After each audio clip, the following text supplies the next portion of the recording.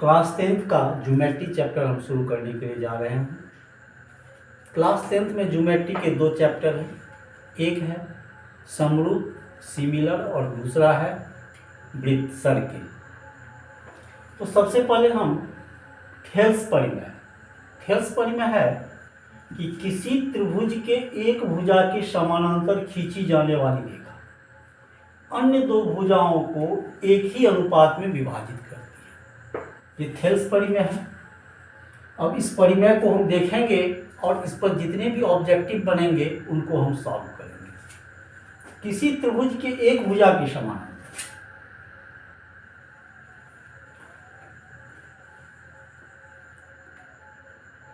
एक त्रिभुज है ए बी सी, किसी एक भुजा मान लीजिए बी सी भुजा के समानांतर एक रेखा हम खींच रहे हैं डी। बी सी भुजा के समानांतर डी ई एक रेखा खींच रहे हैं। तो कह रहा है किसी त्रिभुज के एक भुजा के समानांतर खींची जाने वाली रेखा, बी सी भुजा के समानांतर खींची जाने वाली रेखा अन्य दो भुजाओं को, अन्य दो भुजा मेरा कौन कौन हो गया, ए बी और ए सी, अन्य दो भुजाओं को एक ही अनुपात में विभाजित करता है। कहने का अर्थ है कि ये ए डी बटा बी डी बराबर ए ई बटा ई सी होता है। ये एक संबंध है जिस पर हमको ऑब्जेक्टिव बनेगा। किसी त्रिभुज के एक भुजा के समानांतर हम कोई रेखा खींचते हैं तो अन्य दो भुजा जो है उसको एक ही अनुपात में विभाजित करती है। ये मेरा थेल्स परिमेय है। अब हम बीसी भुजा के समानांतर डी ई रेखा खींचे। अब हम ए बी सी एक त्रिभुज है, अब हम ए सी भुजा के समानांतर डी ई रेखा खींच रहे हैं। एसी भुजा के समानांतर हम ये डी ई रेखा खींच दिए। इसको हम इस ढंग से भी लिख सकते हैं। तीसरा, हम ए बी के समानांतर अगर हम करें,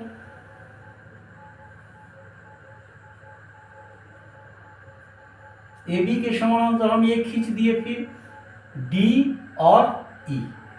इस ढंग से इस थ्योरम के अनुसार हम ये तीन ढंग की आकृतियों को हम बना सकते हैं। सबके साथ वही संबंध ए डी बटे बी डी, इसमें भी हो जाएगा ए डी बटे बी डी। पहले ए डी लेंगे तो यहाँ ई सी बटे बी ई लेंगे, फिर इसमें भी वही संबंध हो जाएगा ए डी बटे सी डी बराबर बी ई बटा ई सी। इस ढंग से अगर आकृति हमको चेंज होगा तो ये मेरा थ्योरी मेरा चेंज कर जाएगा। यहाँ जो हम लिखते हैं ये संबंध मेरा चेंज हो जाएगा। अब हम इस पर ऑब्जेक्टिव को हल करते हैं।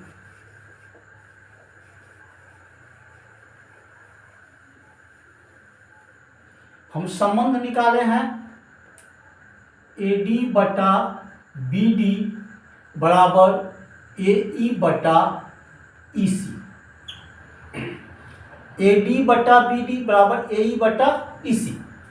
प्रॉब्लम ये है, इसमें हम देख रहे हैं कि ये मेरा ए डी कितना है 1.5, तो 1.5 बटा बी डी मेरा 3 है, 3 बराबर ये 1 है और यहाँ कुछ नहीं है तो इसको हम x मान लेते हैं। तो ये x हो गया, तो इसको गुणा कर देंगे 1.5 गुना x बराबर 3। तो x बराबर मेरा हो जाएगा 3/1.5।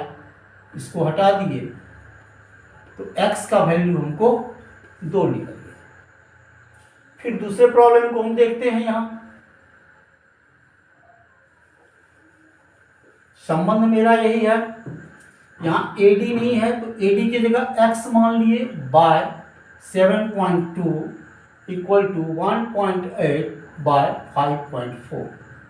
फिर इसके साथ इसको गुना और इसके साथ इसको गुना, क्रॉस मल्टीप्लिकेशन करेंगे, ये हो जाएगा 5.4 गुना x इक्वल टू 7.2 गुना 1.8।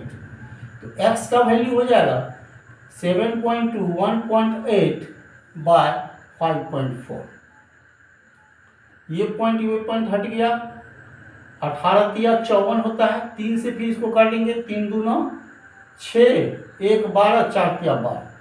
तो x का वैल्यू हमको निकल गया 2.4। तो इस ढंग से आपको कई प्रकार के प्रश्नों को दिया जा सकता है। इसमें 1 2 3 4 भाग है। 4 भाग में कोई आपको 3 भाग दे देगा और चौथा भाग आपको निकालना होगा। ऑब्जेक्टिव के लिए कोई सटीक प्रश्न नहीं होते हैं। अगर आपको कंसेप्ट रहेगा तब आप ऑब्जेक्टिव सॉल्व कर पाइए। फिर इसका हम दूसरा संबंध को देखते हैं।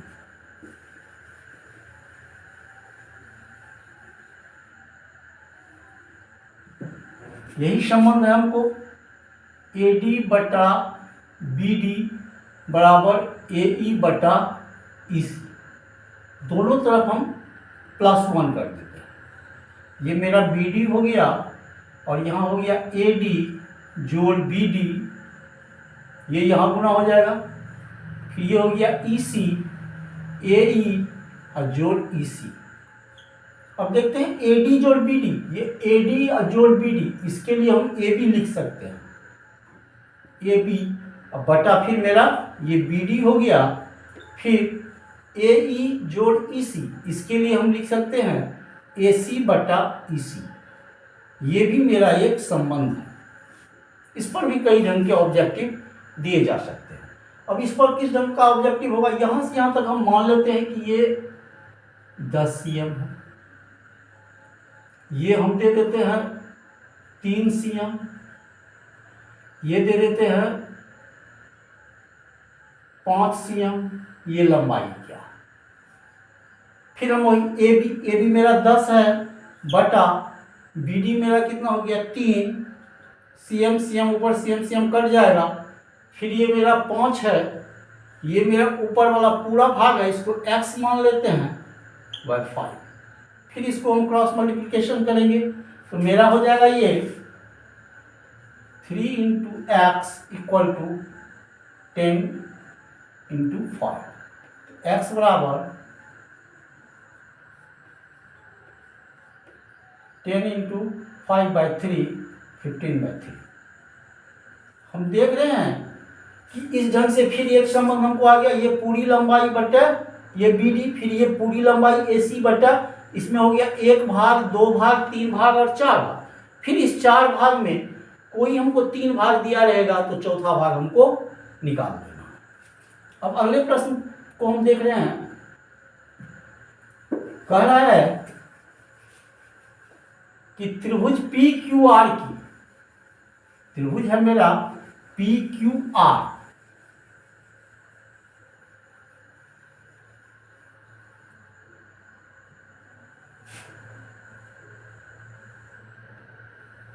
त्रिभुज है PQR। किसी त्रिभुज PQR की भुजाएं PQ और PR पर क्रमशः बिंदु E और F है। ये PQ और PR पर क्रमशः बिंदु क्या है मेरा E है और F है। निम्नलिखित में से प्रत्येक स्थिति के लिए बताइए कि क्या EF, ये EF समानांतर है QR पर। ये इसके समानांतर कब होंगे, इस परिवेश से, जब ये भुजा क्या हो, अनुपातिक हो। अगर भुजा मेरा अनुपातिक होगा तभी वह मेरा EF समानांतर QR होगा। अगर भुजा अनुपातिक नहीं होंगे तो ये हमको EF समानांतर QR नहीं होगा। इससे हम संबंध फिर निकाल लेते हैं। ये हो गया PE बटा EQ बराबर PF बटा FR। अब 1 नंबर का प्रॉब्लम कह रहा है PE, ये PE हमको दे दिया है 3.9 cm by 3 cm equal to PF 3.6 cm by 2.4 cm। cm दोनों तरफ कैंसिल हो गया। अब ये कट जाएगा 3 इकाई 3, 3 तिया 9, ये दोनों पॉइंट हट गया, 12 तिया 36, 12 दूना 24, तो 1.3 इक्वल टू 3/2, तो 1.3 इक्वल टू 1.8 1.5। देख रहे हैं कि ये दोनों हमारा समान नहीं है, इसीलिए यहाँ मेरा क्या है EF पी क्यू के समानांतर नहीं है। अगर भुजा मेरा अनुपातिक होता, अगर एक ही अनुपात में होता तब ये मेरा समानांतर होता। फिर दूसरे प्रॉब्लम को हल कर रहे हैं। अब हम दूसरे प्रश्न को देखते हैं। फिर ये क्या हो गया, 4 cm बाय 4.5 cm बराबर 8 cm बाय 9 cm। यहाँ cm कट गया, ये पॉइंट यहाँ 0 आ जाएगा और ये हमको 5 से कट जाएगा। 8 पंच 40, 9 पंच 45, तो 8/9 बराबर 8/9। ये हमको दोनों अनुपात समान है, इसीलिए हमको EF समानांतर QR है। फिर हम तीसरे प्रश्न को देख रहे हैं। तीसरे प्रश्न को फिर हम हल करेंगे। ये हो जाएगा 1.28 बाय 2.56 इक्वल टू 0.18 0.36। ये पॉइंट हट गया, इधर भी पॉइंट हट गया। 18 दूना 36, 1/2, ये भी 2 मरतबा कट जाएगा, 1/2 बराबर 1/2। ये भी मेरा क्या होगा, EF समानांतर QR होगा। तो इस ढंग से हम देखें कि ये दो प्रश्न मेरा समांतर हो रहा है और ये समानांतर नहीं हो रहा है। अब हम समरूप को समझेंगे। समरूप शब्द से ही आपको लगता है, समरूप माने क्या, समान रूप, सिमिलर। अब यहाँ सिमिलर क्या है, समरूप क्या है? समरूप हम ये समझ सकते हैं कि वह देखने में एक जैसा लगता है। समरूप माने समान रूप। समान रूप करने का अर्थ, अगर हम दो वृत्त को लेते हैं, ये हमको देखने में क्या है, समान है। त्रिज्याएं अलग होती है, मान लीजिए ये 5 cm है और ये 2 cm है, लेकिन ये देखने में हमको क्या है, समान है। इसको हम क्या कहेंगे, समरूप। दूसरा हम वर्ग ले लेते हैं।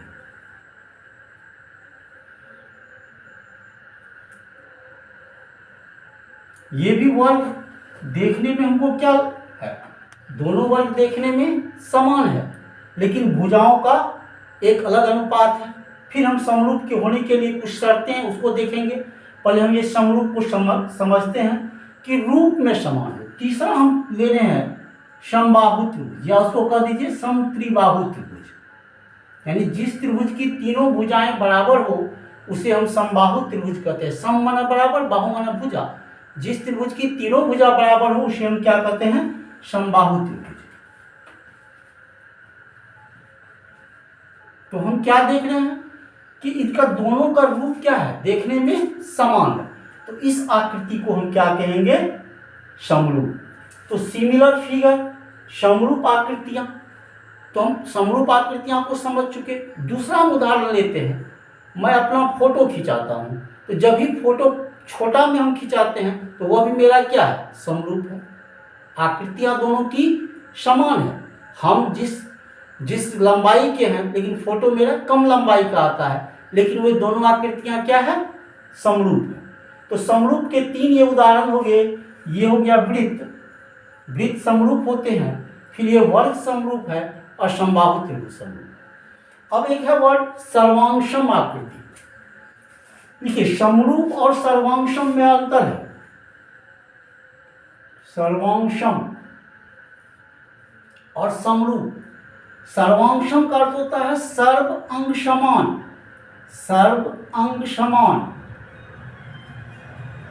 कहने का अर्थ है कि लंबाई, इसमें आमाप का ज़्यादा ध्यान दिया जाता है।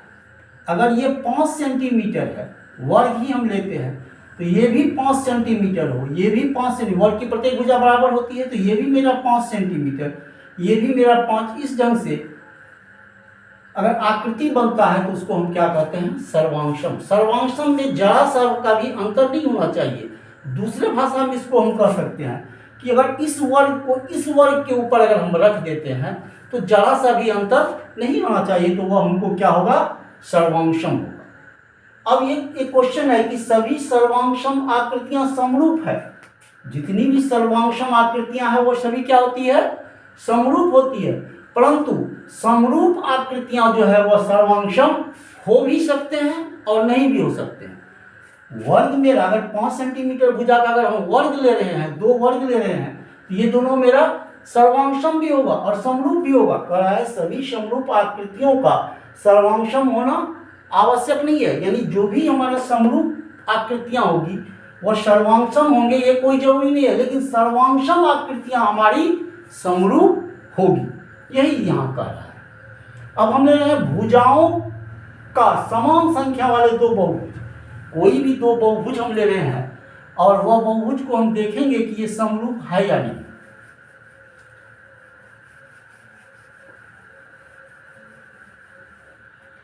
तो जब भी हम कोई बहुभुज लेंगे तो इसमें ध्यान देना है भुजाओं की संख्या समान हो। अब ये हम बताए हैं कि समरूप होने का अर्थ है क्या, रूप में समान। अब हम यहाँ त्रिभुज ले रहे हैं और यहाँ चतुर्भुज ले लें और ये हम कह दें कि ये दोनों क्या समरूप हैं, तो ये देख करके ही हम कह सकते हैं कि ये समरूप नहीं है, क्योंकि रूप उसका समान होना चाहिए। हाँ, ये त्रिभुज है, ट्रायंगल है, तो अगर हम दूसरा ट्रायंगल बनाते हैं तो ये समरूप हो सकता है, लेकिन इसके लिए हमको 2 शर्त दिया गया है कि भुजाओं का समान संख्या वाले बहुभुज, कोई सी भी बहुभुज की बात हम कर रहे हैं, अभी हम त्रिभुज की चर्चा नहीं कर रहे हैं।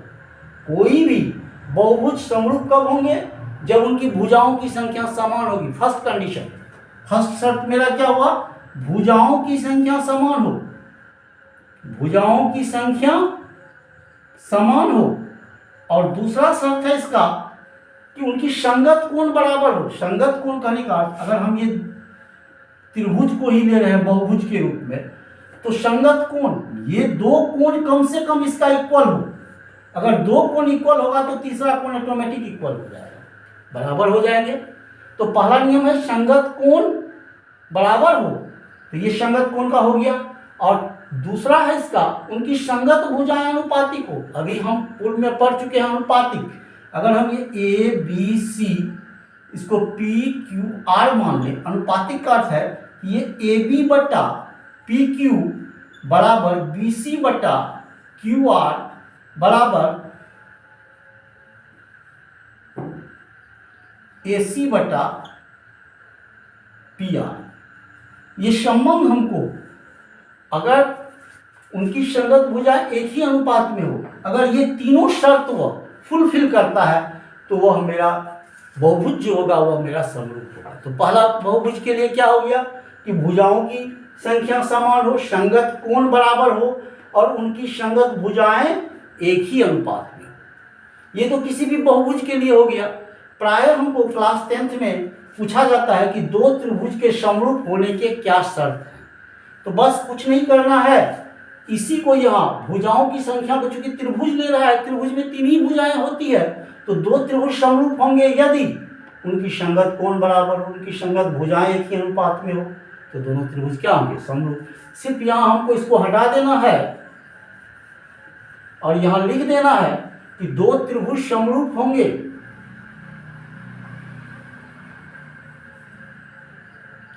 यहाँ लिख देना है कि 2 त्रिभुज समरूप होंगे यदि कंडीशन फर्स्ट संगत कोण बराबर हो, उनकी संगत भुजाएं एक ही अनुपात में हो। तो ये मेरा समरूप के लिए 2 शर्त हो गए। अब हम फिर इस पर कुछ थ्योरम को देख रहे हैं जो ऑब्जेक्टिव में प्रायः पूछा जाता है।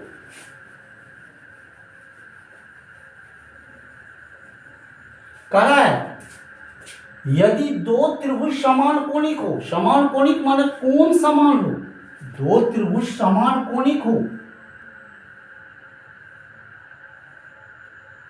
2 त्रिभुज समान कोणिक माने ये कोण इस कोण के बराबर हो और ये कोण इस कोण के बराबर हो, तो भुजाएं अनुपातिक होगी। अगर कोण ये दोनों समान कोणिक होंगे तो भुजा ऑटोमेटिक वो अनुपातिक हो जाएगा और ये त्रिभुज दोनों सर्वांगसम होंगे। तो ऑब्जेक्टिव पूछ देगा यदि 2 त्रिभुज समान कोणिक हो तो भुजाएं डैश होगी और त्रिभुज समरूप होंगी। तो डैश में क्या लिखा जाएगा, भुजा अनुपातिक। फिर इसी को हम उल्टा देते हैं कि दो त्रिभुज की संगत भुजाएं अनुपातिक हो। अगर ये भुजा हमको अनुपातिक है,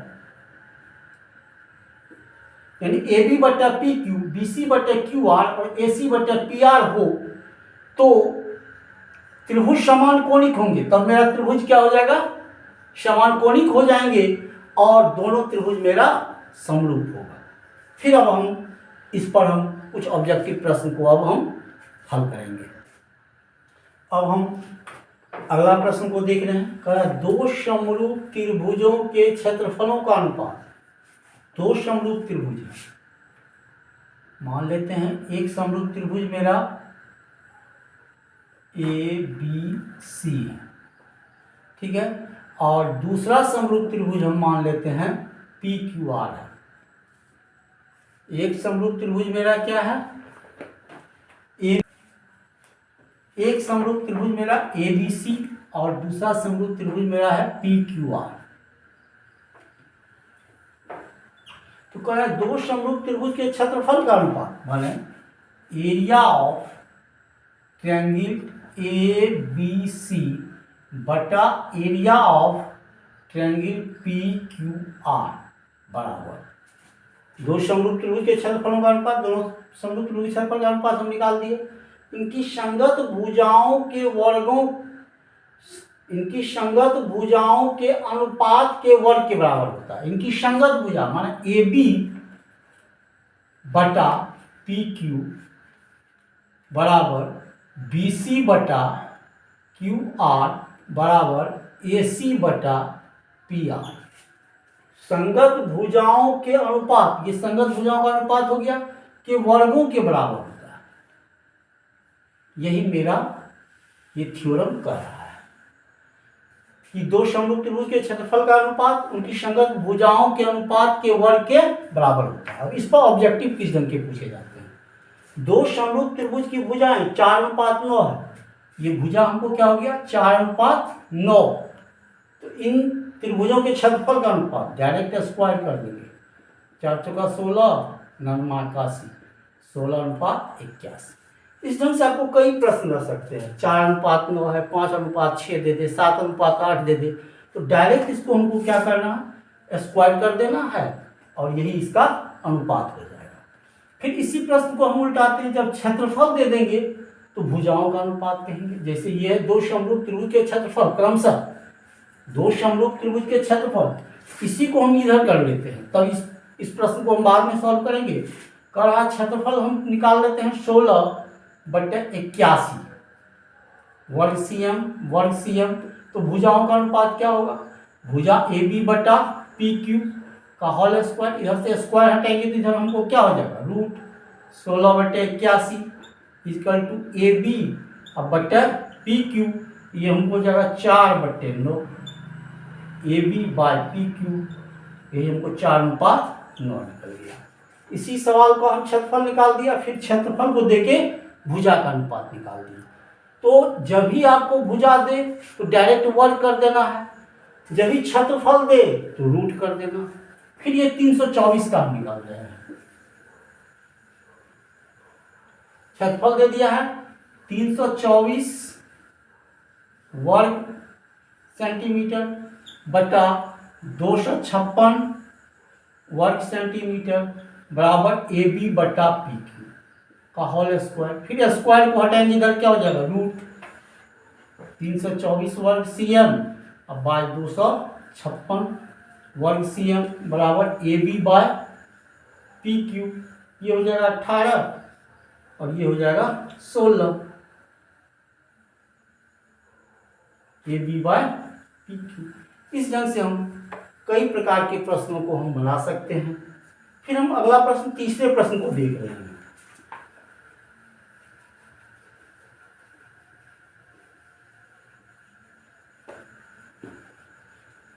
तीसरा प्रश्न कर रहा है ए बी सी और त्रिभुज ए बी सी और त्रिभुज बी डी ई दो समबाहु त्रिभुज,